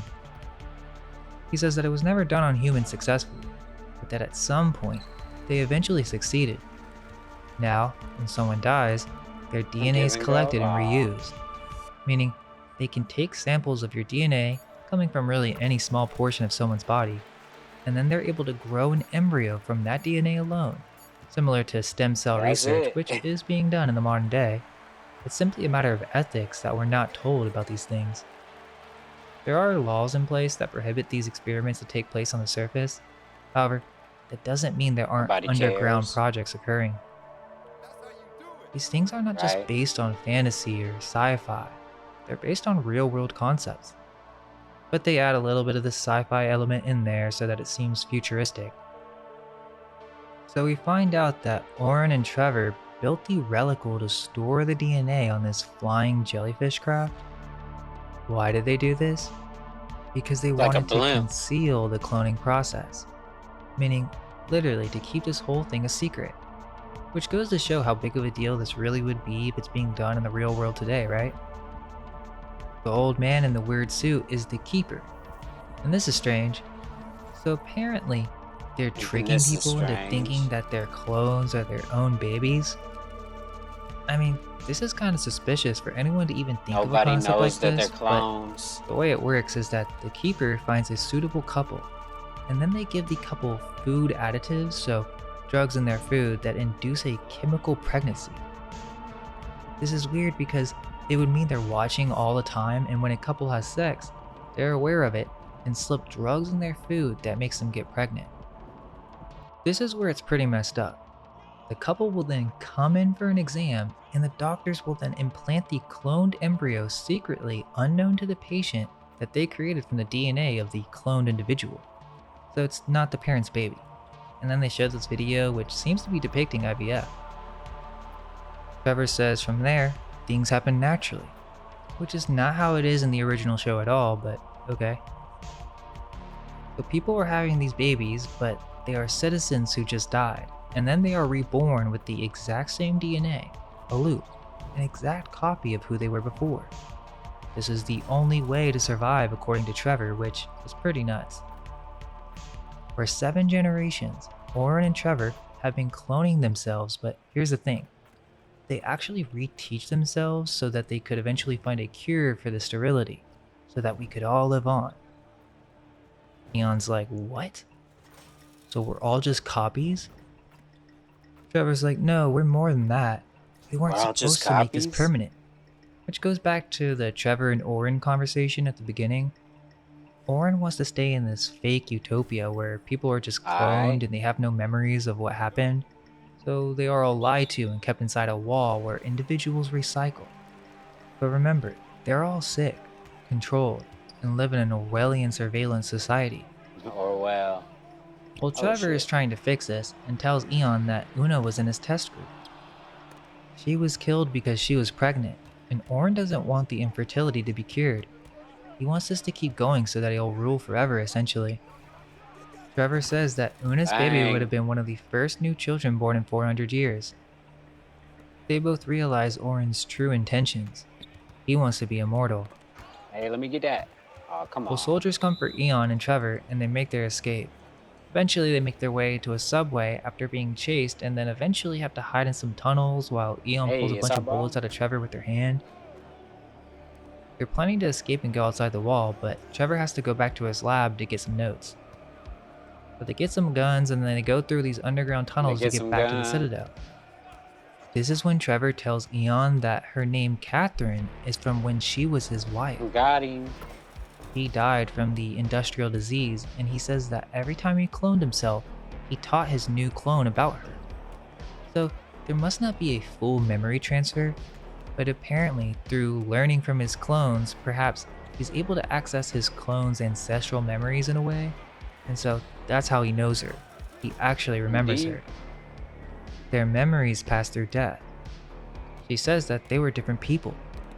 And we find this memory transfer to be true because as they speak about this, the memories begin to rush in and she actually remembers her past life.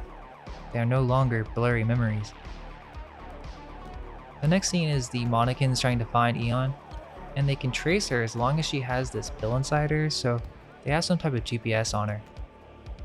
GPS. Well, it starts to get smoky in the pill. tunnels, and bits of paper are falling down, so they're burning down Trevor's lab. Oren destroyed it because he knows that Trevor has found a cure. Eon is like, before we go outside the wall, I'm gonna go destroy the relical or that flying blimp thing because she doesn't really care Flying if Trevor can blimp find thing. the cure again. This cloning stuff has to stop. When am I playing League? Their I'm minds still are trying to basically work on this breaking because player. every time they clone a person, This it just player is like almost done though. But I don't know. League is so hard for me to play. Last time I played, I just drove around and accomplished very little for like an hour. So, but I do have it downloaded. Ooh, that's a cool picture. Pretty cool art. But yeah, I'm not sure. I do have it downloaded. Look, take a look. It's right there. I do have it downloaded though. Oh yeah, and I turned up the mic. It was definitely low. But like I said, now I could I got some things to work out because I could potentially peak right now. So, but it's definitely louder. But nevertheless, I'm just listening to this shit. Worse and worse. There's always Getting, like- something else. I don't know. I was playing Battlefield a minute ago, but that shit's kind of, I don't know. They added a lot of shit to it, and I was just playing it. It seemed like a lot of bots. I wasn't playing the new map, though, so that's probably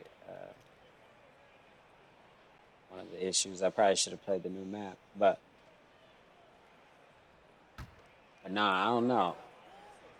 I played Julio in 2K. What? Hold on. Fuck, did I just do that? Yeah, no, that wasn't me. I played Julio in 2K when I was in motherfucking Orlando. I know, right? Battlefield is fucking crazy. I usually just go in there solo and play for like an hour and just try to. At this point in games, since I don't have that much time, I just try to progress. Like right now, this player, I think he's like a 96 or a 7. I'm just trying to get him to a 99. You used to be able to get these players to 99 and like make more, like multiple players, 3. But I bought this game, I don't even know when, October, and I still haven't got this player to 99. So I'm just like, when I get spare time, because once I get him to 99, then I don't.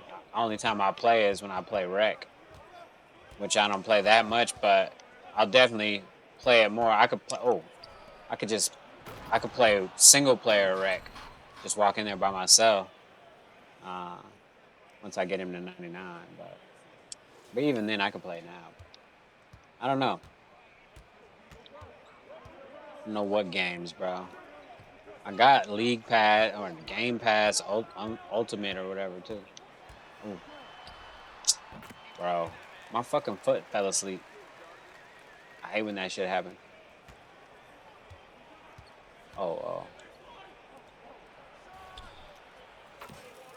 Damn, too easy. But yeah, this dude is not a dunker or a layup guy. He's not an inside guy. He's just like a mid-range guy. He's not even a three-pointer, so I gotta shoot threes kind of close. And can't really go to the rim. But yeah, I don't got no PC games. Like I don't have a Steam account or anything. Oh God, I got him. And then they did this while I did that too. Like, sheesh. Oh, they missed it. Made me miss it. That's crazy. But nah, yeah, I don't have a Steam account, which I probably should. Hook up my laptop and play all this shit through my laptop, and still stream through the PC or the desktop. Just play the games through my laptop, because they both got the same graphics card. Do all the streaming through the PC. Oh shit. Oh, that's too much. Yeah, we used to play Rainbow too a lot, me and the homies and shit, but never really was that good at that game either. But yeah, I'll fuck around on. I need to finish Red Dead. That's another game that I got.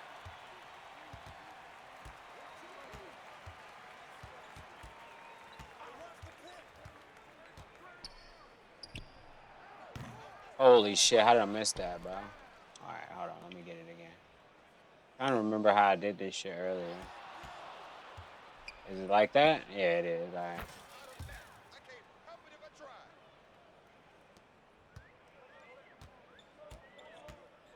Yeah, is there any games that we could be on the same team? You know what I mean? As well. Oh. That'd be cool.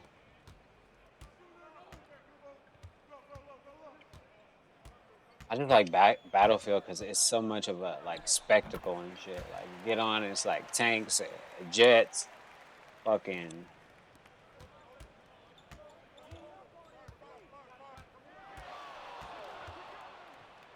Damn.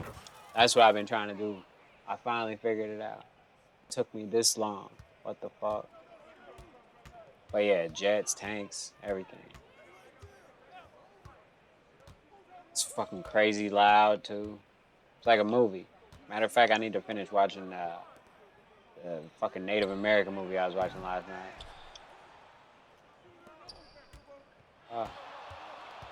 Oh shit. Holy bruh. Oh. I can make it. But I didn't. But yeah. I don't know. I'm not that competitive anymore at video games. I want to just chill. There's this one video game that I want to play. Flight Simulator. And like Sims and shit. But those games I feel like take a lot of time to play. And at the moment, I don't have that much time. This is torture. They're just ghosts. Eon is about to shoot the DNA arc, and then the council show up with Orin. Well, Orin tells them that it's much deeper than just his cure, that there are people having natural births outside of his experiments, and it's happening more often. Oh, yeah, Orin has been keeping this a secret. There's some type of natural cure that is occurring. People are healing themselves.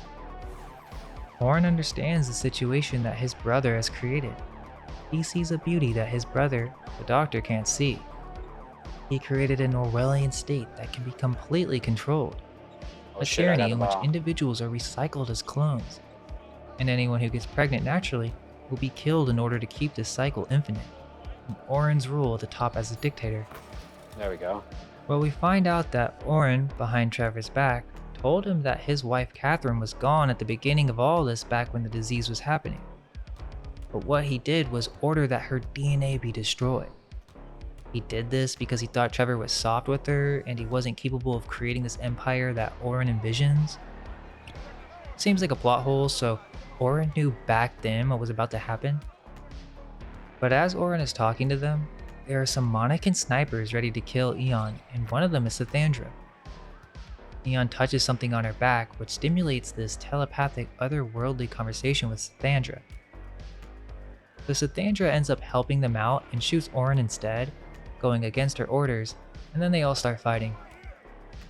Eon eventually kills Orin and then makes her way to destroy the relical where she meets with the Keeper, who saved her from being destroyed. The old man was there at the beginning, and he knew that Catherine needed to be saved. So Eon destroys the ship and then survives her fall after flying over the city, and the ship runs into the wall, breaking it open so that everyone is free to leave. They're going out into the jungle after 400 years, so it's probably pretty crazy out there. Right. Then the movie ends and we get to see what she looked like from our time, before all of this happened. Now, I honestly don't think the movie is that bad, but there are some significant changes from the animated series. They added Orin and made Trevor seem like a good guy, which is not the case in the anime. Also, the whole cure thing, and Trevor saving everyone is not really in the show. Trevor is more like a mad scientist in the cartoon, constantly starting new projects and experiments, some of them being very questionable. Also, Una is not Eon's sister. Not sure why they did that. The entire setting of the city isn't right either. It's very futuristic and clean. While in the show, it's kind of more apocalyptic feeling, or some of the buildings are more worn down and falling apart in some instances. But here's what they did capture. Or it's what they added, really. You'll have to watch it because I'm leaving some words out, but essentially there was a disease, then a cure was provided, like COVID? And it was this cure that caused sterility in mankind. Damn. So, in summary, the movie's about an Orwellian state with all-seeing eye technology in which every citizen is watched constantly, while this group of Monacans, which in the movie they're a part of Brenya, which doesn't make too much sense, but this group of secret assassins are trying to take down this dictatorship. But little do they know that Trevor is the good guy apparently. He cloned everyone to save mankind. Now he's trying to fix the issue that he created in the first place? Oh. Very strange, especially the otherworldly aspects in which they communicate.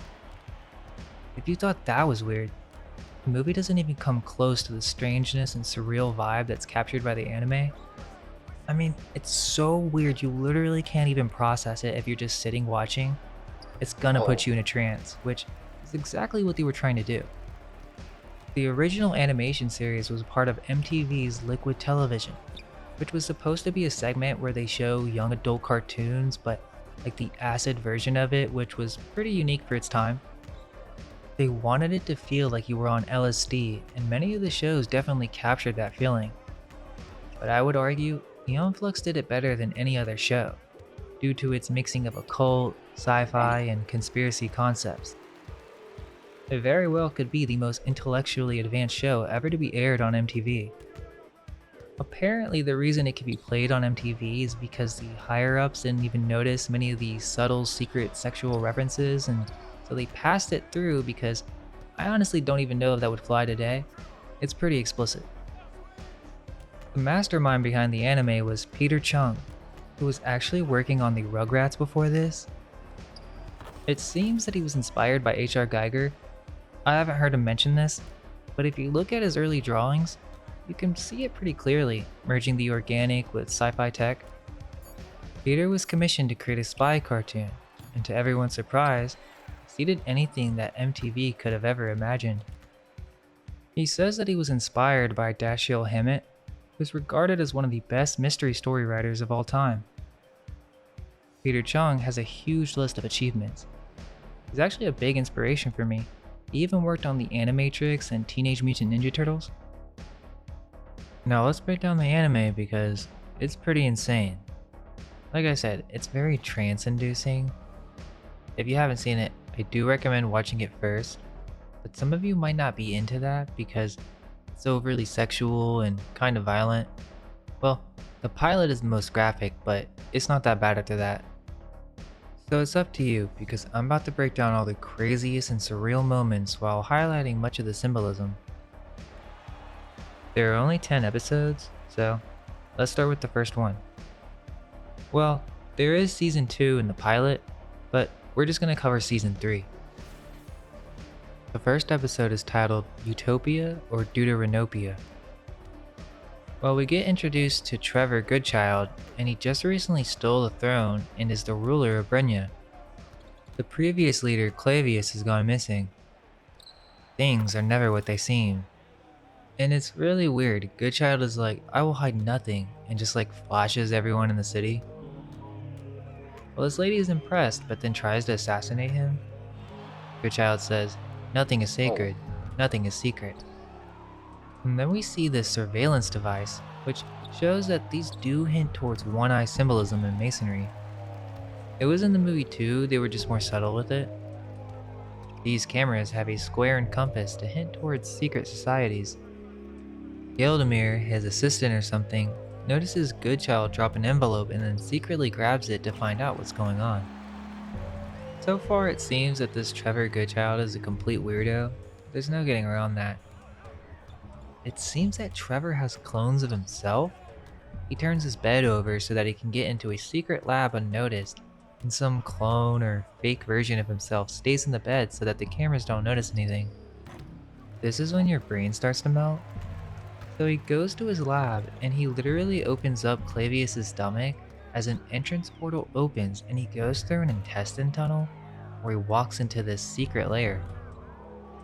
This is like some kind of romantic love room or something.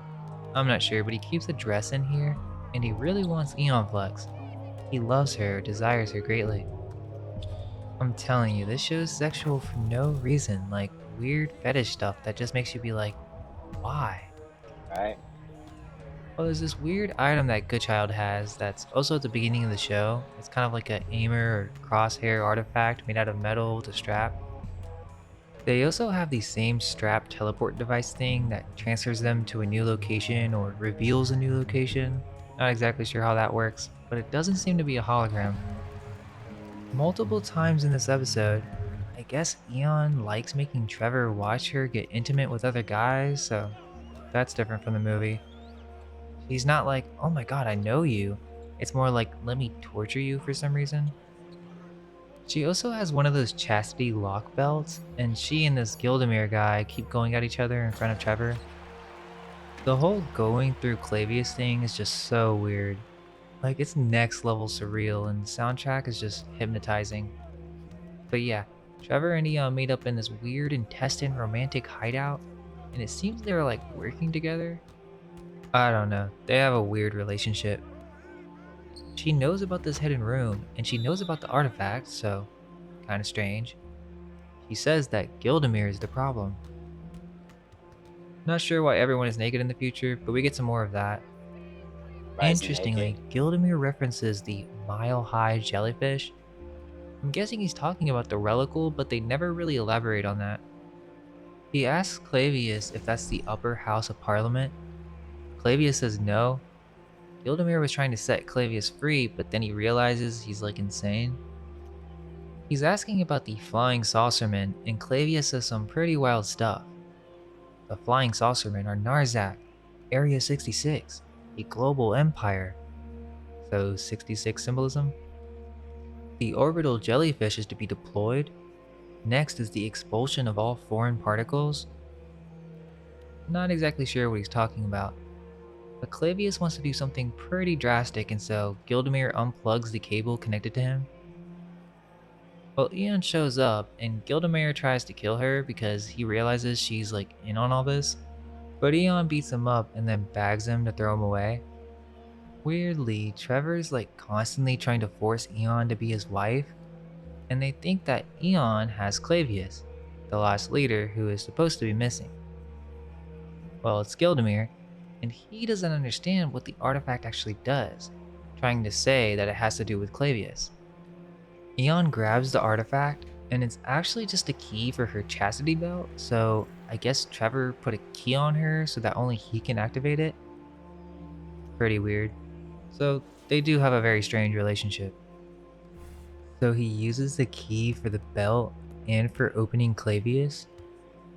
The key is the way to Eon Flux, inside Clavius' stomach on some alternate dimension.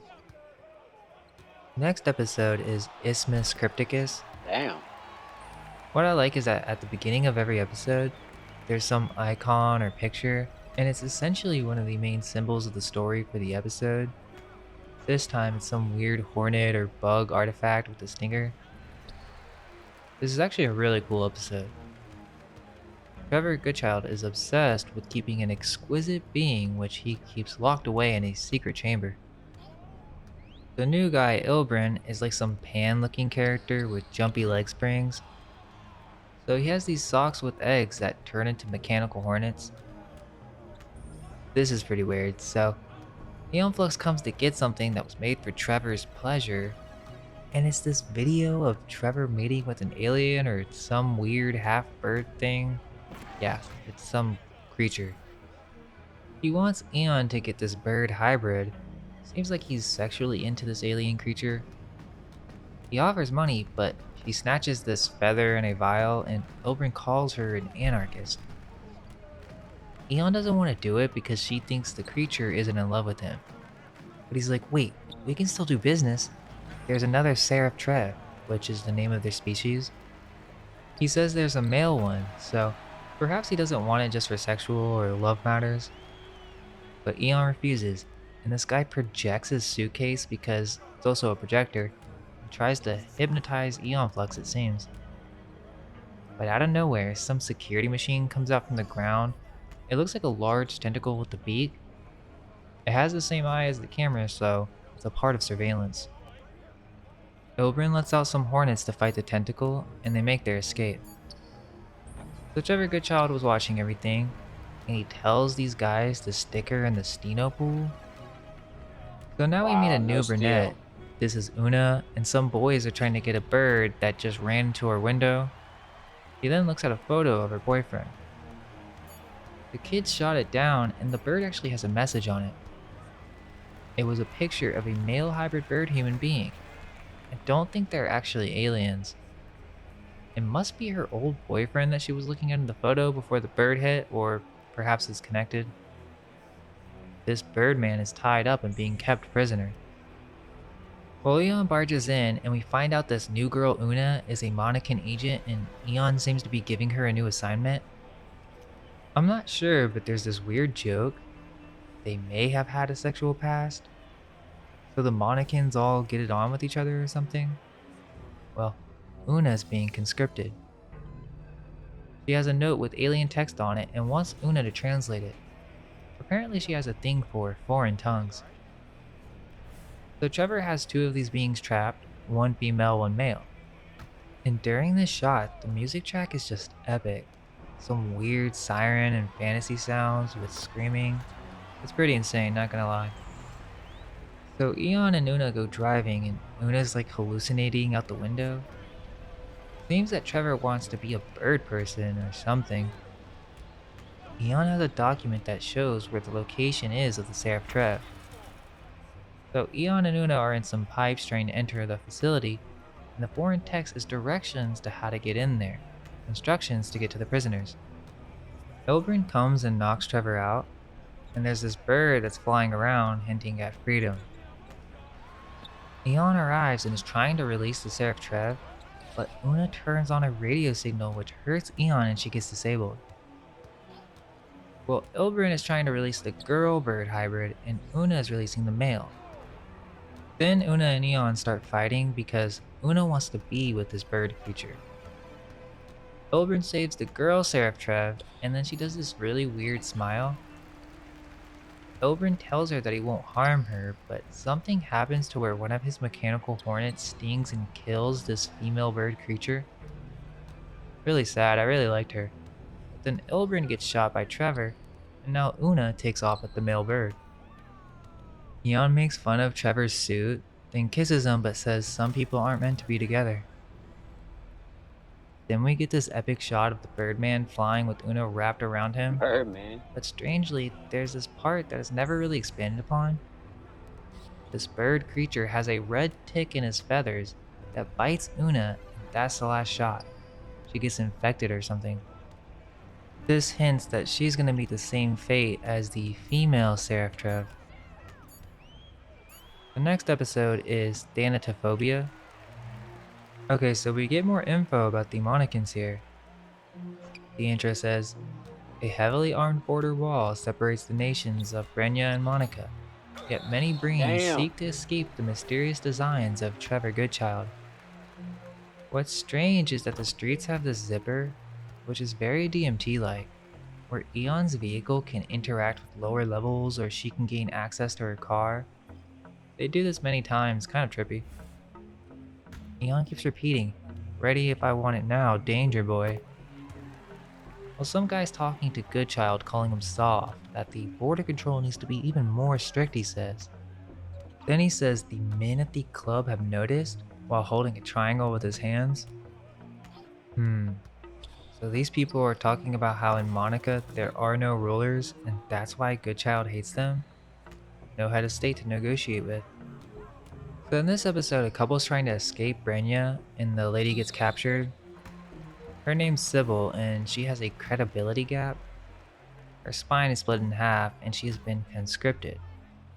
So Sybil's like super flexible now, because she's missing part of her back. Well, the radio is saying that these bomb-like devices are Monacan, bombs that Aeon set up in the warehouse. And they're blowing up some finna watch plant this with shit these later. orange triangle devices rest that of have it a snake logo later on it. tonight. Apparently, Eon crosses the border all the time. She doesn't live in Brenya. And now the girl Sybil is trapped in Brenya while her I partner gotta has watch escaped. Eon Flux again as Well, well. Trevor Goodchild has come to see Sybil, and this is really weird. So Trevor starts pleasuring her through surgery? I honestly don't know how to describe it, it's just too weird. And then on top of that, Eon Flux is like doing some stuff with her partner, and he's in this suit for some reason. So it seems that Eon basically rapes him and forces him to have sex under police action. So who are these Yeesh. Monacans and why are they into this kind of stuff? I had to find out more later, but I'm gonna holler at y'all later. But yeah, y'all motherfuckers, you know what I'm saying? Shit, have a good night, I guess. It's Sunday night, so I'll holler. Peace.